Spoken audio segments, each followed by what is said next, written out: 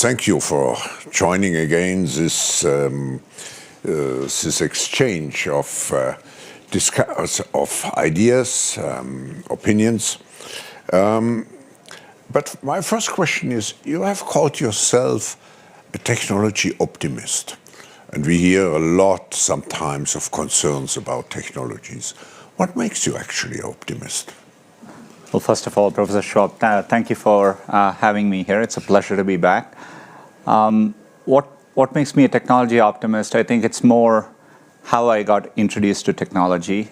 Growing up, I think I had to wait for a long time. I would hear about things, but I had to literally wait before I got my hands on either a telephone or a television. And each thing, when it came into our household, I discreetly remember how it changed our lives. Television allowed me access to world news, football and cricket, which I'm passionate about. So I always had this, first-hand experience of how gaining access to technology changes people's lives. Later on, I was inspired by the One Laptop Per Child project, this goal to give $100 laptops to every child. They quite didn't get there, but I think it was a very inspiring goal and made a lot of progress in the industry.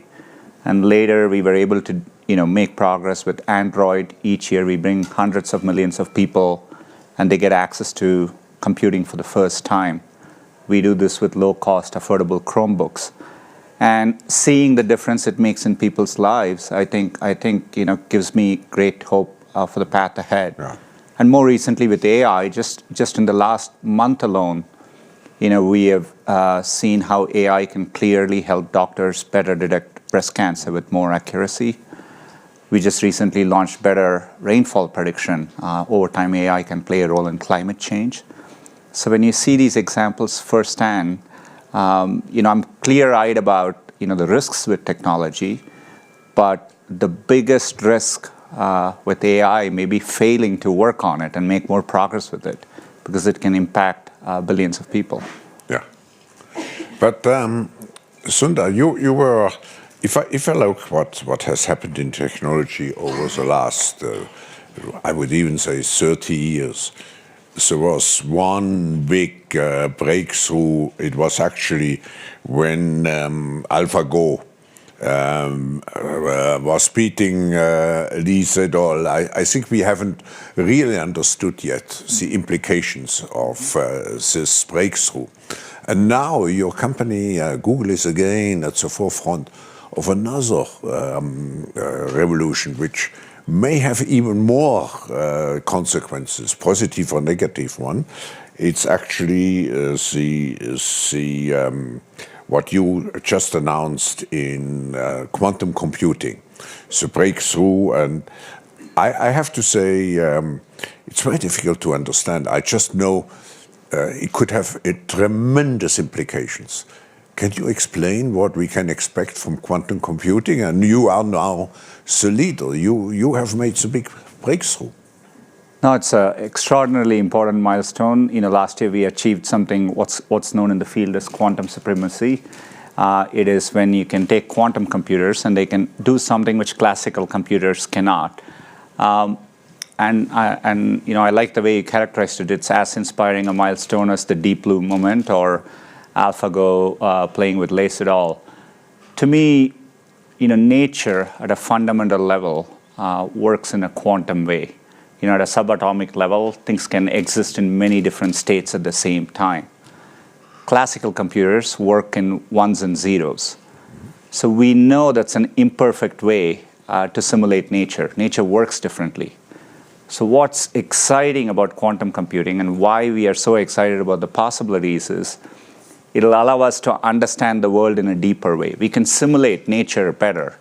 So that means simulating molecular structures. So maybe we can discover better drugs. Mm-hmm. Understanding climate in a deeper way so that we can predict weather patterns and tackle climate change. We can design better batteries. Nitrogen fixation, which is the process by which we make the world's fertilizers, accounts for 2% of carbon emissions. And the process hasn't changed in a long time because it's very complicated. Quantum computers one day allows us the hope that we can make that process more efficient. So it's very profound. We've all been dealing in technology with the end of Moore's law. It's really revolutionized the past 40 years, but it's leveled off.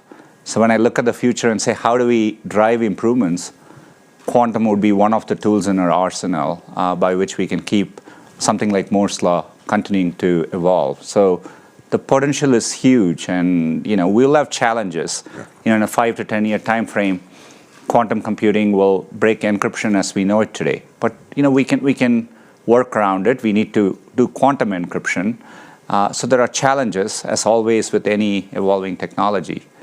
But I think the combination of AI and quantum will help us tackle some of the biggest problems we see. And you add also, to a certain extent, genetics. I mean, I think quantum computing and biology will one of the biggest potential. Will have a great potential, positive and negative one. The positive one, as you're saying rightly, is to simulate molecules, protein folding, etc. It's very, very complex today. We cannot do it with classical computers. So with quantum computers, we can. But we have to be clear-eyed about all these powerful technologies, and this is why I think we need to be deliberate and regulate technologies like AI, and as a society need to engage on it. But that leads me to the next question, actually, because in an editorial in Financial Times, which I read just before the annual meeting, you stated, and I quote, Google's role starts with recognizing the need for a principled and regulated approach for applying artificial intelligence. What does it really mean? I've said this before. AI is one of the most profound things we are working on humanity, as humanity. It's more profound than fire or electricity or any of the other bigger things we have worked on. It has tremendous positive sides to it, but it has real negative consequences. When you think about technologies like facial recognition, it can be used to benefit. It can be used to find missing people, but it can be used for mass surveillance. And as democratic countries with a shared set of values, we need to build on those values and make sure when we approach AI, we are doing it in a way that serves society. And that means making sure AI doesn't have bias, that we build and test it for safety. We make sure that there is human agency, that it's ultimately accountable to people. About 18 months ago, we published a set of principles under which we would develop AI as Google. But it's been very encouraging to see the European Commission has identified AI and sustainability as their top priorities. And US put out a set of principles last week, and be it the OECD or G20, they're talking about this, which I think is very, very encouraging. And I think we need a common framework by which we approach AI. Are you satisfied with those frameworks you said, which have been developed until now? I mean, you referred to the OECD framework, G20 framework. It's an early start. But I'm very encouraged that they have a lot of commonality, and that's because they are rooted in common human values. So I think it's a great start, but we need to get more specific and evolve it significantly. I think the European Commission is working on a white paper around AI, and I think that's an important first step, and we all need to engage. As a company, we are committed to engaging in the process, but it's going to need everyone from around the world. AI is no different from climate. You can't get safety by just having one country or a set of countries working on it. You need a global framework to arrive at a safer world there. But Sundar, you emphasize a global framework now.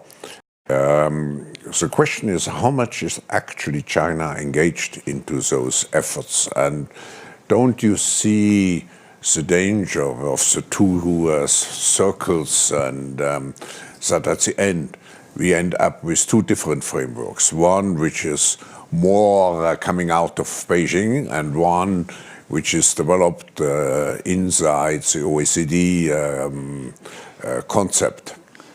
I think there is concern that we could bifurcate here, but I think it's important not to do so. I'm optimistic because just like in climate, I think there's more alignment. We have things like the Paris Agreement. The world comes together because everyone shares the climate in which the Earth, how it affects the Earth. And so I think that's true for AI.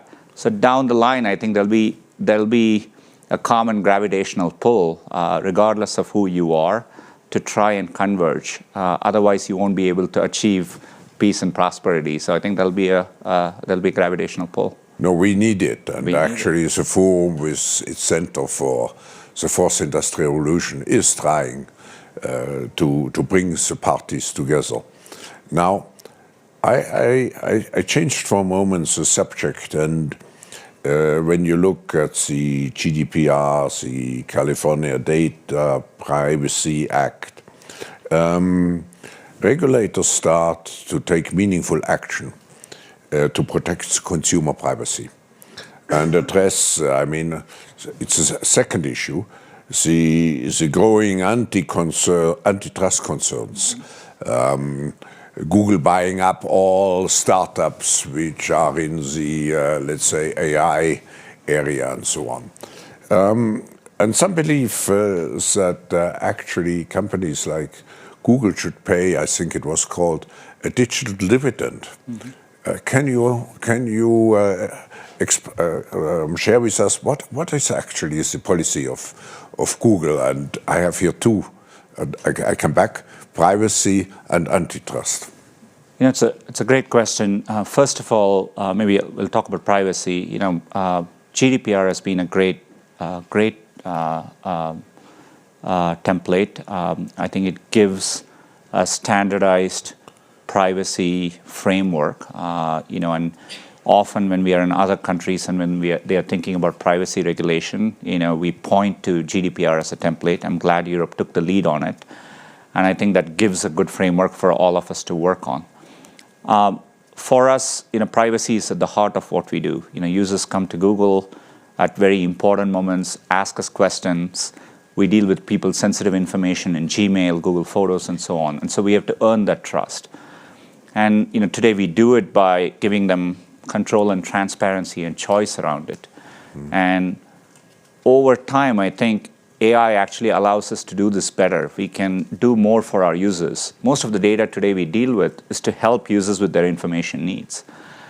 And we can do that with less data over time. And it's counterintuitive.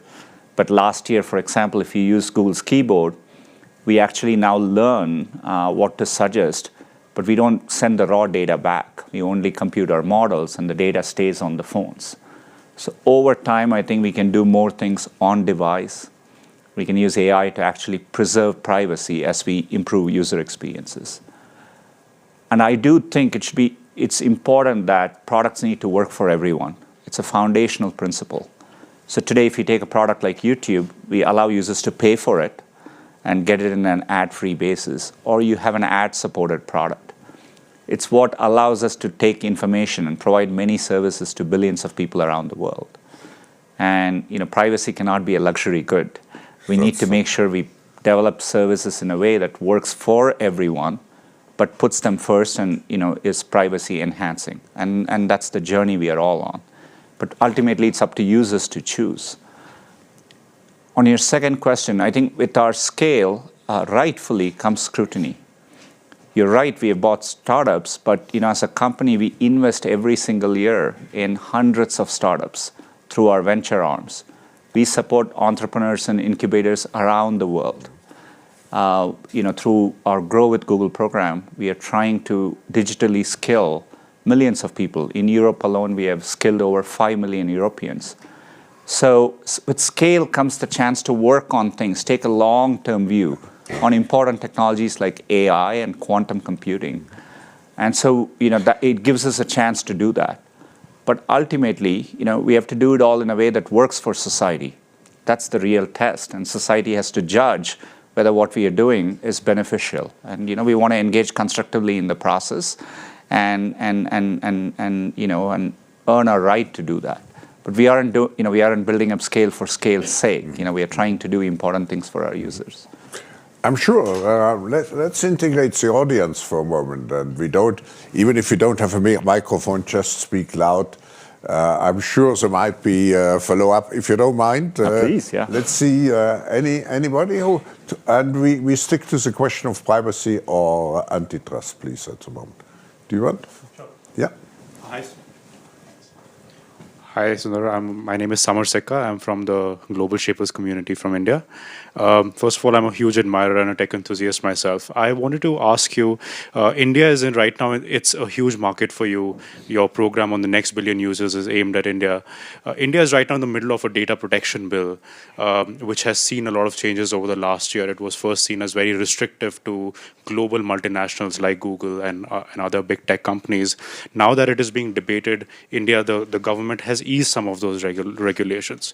At either of these points, Google has not actively lobbied or fought this bill. They have said that we'll comply with what the government says.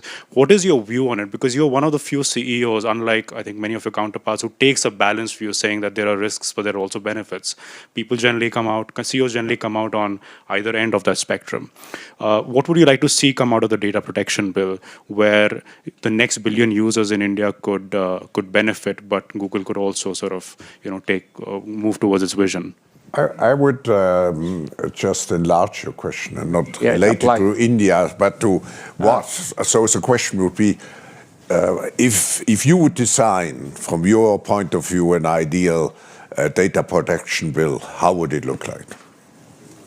It's a great question. We are in the World Economic Forum. We bring people together. That's what the internet is all about. The value of internet comes in connecting the world.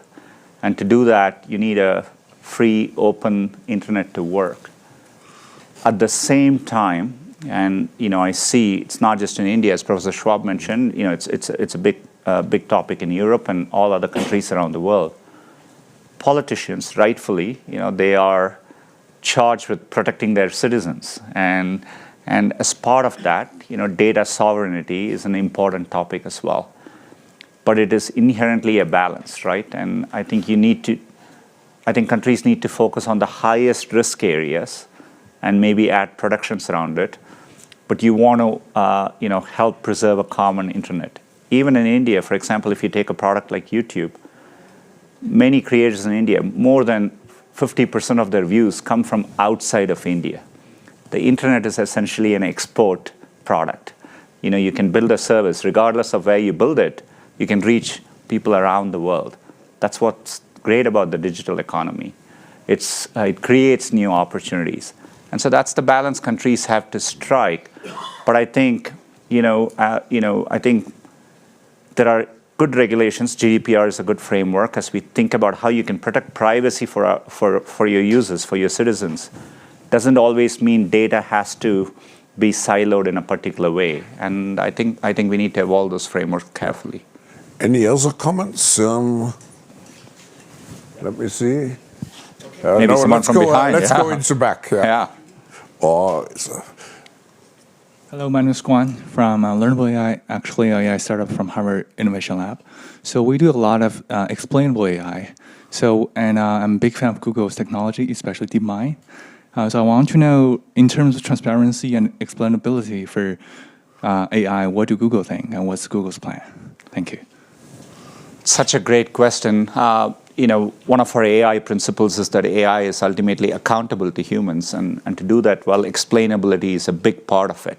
Now, you can imagine a self-driving car making a decision and us being able to explain. I think it's worth remembering humans can't always explain how we make our decisions. We think we can, and we say some things, but that's not how it really happens. So I think it's worth remembering that. But we are building, it's one of our most active areas of research. For example, to counter AI bias, last year we published research. So for example, if you have an image recognition algorithm and it predicts and says these are doctors, we can now say what are the variables you're using to predict that these images are doctors. It may say white coats, that makes sense. But sometimes the model can say male because it has seen only pictures of male doctors. And then it's not working well. That's an example of explainability which we do. And we are working hard to drive that. But it is an area of research. But I think it's an important principle to do that before we use AI in high-risk applications. But it's exciting as well. AI actually gives us a chance to do some things where humans are actually biased and we reinforce our bias, to understand that, counter it, and do it in a better way as well. So we need to invest to get there. Yeah. Let me take one other. Hello, I'm Claudio Leverance, also from the Global Shapers community. And I wanted to know your thoughts about data privacy and health-related data. What do you think is the direction that Google will lead the health data in? The good thing about the healthcare sector, is that there are already strong regulations in place. As we think about regulating AI, I think it's important to leverage regulations where they exist. And healthcare has good privacy protecting regulations in place. As Google, we see a huge opportunity in healthcare. But when we work on healthcare, when we work with hospitals, the data belongs to hospitals, right? And that's how we approach it. Where we can, we encrypt the data, and the hospitals would have the key for it. But look at the potential here. When we look at an area like radiology, there are often times cancer gets missed, and the difference in outcomes is profound. When you take an area like lung cancer and you show the pathology results to experts, very often if you show it to 10 experts, 5 people agree one way, 5 people agree the other way. We know we can use AI to make it better. And so I think it's important we do that. But I think these are areas in which you have to do it with privacy in mind. I'm encouraged that there is strong privacy protecting regulation already in place, which gives us a framework to do it well. But I think healthcare offers the biggest potential, I think, over the next 5 to 10 years to really improve outcomes. And so we are committed to doing that. The forum is working together with the Japanese government to address this issue, to find the right balance between privacy and access to the data. Now, if I look at Apple and particularly also your transition from at Google and your transition from now from Google to Alphabet, you are involved in so many different areas. I mean, Waymo, Sidewalk, and so on and so on. How do you see the future of the company? Is it a giant which sucks up everything, or how do you see Google in 5 years from now? Look, we know we will do well only if others do well along with us. That's how Google works today. Through search, we help users reach information they want, including businesses, and businesses grow along with search. In the US alone last year, we created $335 billion of economic opportunity, and that's true in every country around the world. We think with Alphabet there is a real chance to take a long-term view and work on technology which can improve people's lives. But we won't do it alone. In many of the other bets which we are working on, where we can, we take outside investments. Yeah. These companies are independent, so you can imagine we'll do it in partnerships with the other companies. And Alphabet gives us the flexibility to have different structures for different areas in the way we need them to. If it's healthcare, we can deeply partner with other companies. Today we partner with the leading healthcare companies as we work on these efforts. So we understand for Alphabet to do well, we inherently need to do it in a way that works with other companies, creates an ecosystem around it. This is why last year, just through our venture arm, we invested in over 100 companies. We are just investors in these companies, and they're going to be independent companies. We want them to thrive and succeed. And so, that's the way we think about it. But I think it gives us a real chance to take a long-term view, be it self-driving cars or AI, and approach it with a long-term view in mind. So now one last question. You are now at the top of one of the 3 or 4, whatever you say, not only most valuable companies, but most powerful companies. You said you are an optimist. When you wake up at night, and you cannot sleep anymore, what worries you at that time? You were pretty insightful. When you wake up at night, that is literally true. Yeah, I do wake up at night. What worries me at night, I think technology has a chance to transform, society for the good, but we need to learn to harness it to work for society's good. But I do worry that we turn our backs on technology, and I worry that when people do that, they get left behind too. And so, to me, how do you do it in an inclusive way? Just coming here, I was in Belgium and I went to Molenbeek. It's a startup incubator in Molenbeek. In that community, you see people who may not have gone to school, but when you give them access to digital skills, they're so hungry for it. Yeah. People want to learn technology and be a part of it. Yeah. That's the desire you see around the world. When we travel, when I go to emerging markets, it's a big source of opportunity. And so I think it's our duty and responsibility to drive this growth in an inclusive way. And so that keeps me up at night. If you translate it in the political field, I think the transition we have had is, in the first industrial revolution, we created new ideologies like Marxism, socialism, and capitalism. Today, I think the dividing line in the society is between those who embrace technology and those who reject technology. So you have also an important role as a prophet or missionary to explain that all those new technologies at the end are beneficial for humankind. Very much so. Search at the heart works. It does not matter whether you're a student in Africa or you're a professor at Stanford. Search works the same way as long as you have access to a computer and connectivity. That's an equalizing force, and then that's how we need to approach technology over time. And I think that's the real opportunity we have.